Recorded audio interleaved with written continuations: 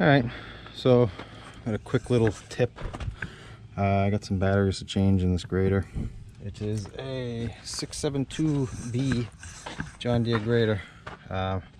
This battery is the one that's bad. Comes in the right side door, so I thought maybe it would come out this way. It will not. It hits this hose, so maybe you could take that hose off if you want. You're gonna drop hydraulic fluid, or this rear panel here, or rear bumper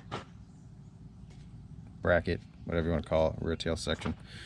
This has 4 bolts, one here, one there, and then 2 on the bottom.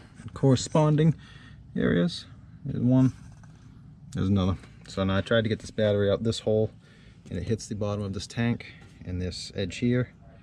It won't go out this way. I tried flipping it up. I actually had it flipped so it was kind of just like it is now, and it almost came out. It was just hitting by like, I don't know, probably like 1.5 inches on this corner, but this was up.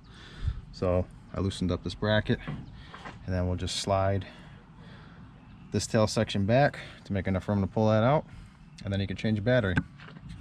So that might be irrelevant to some, but just kind of a quick little tip if you come across it on your John Deere grader.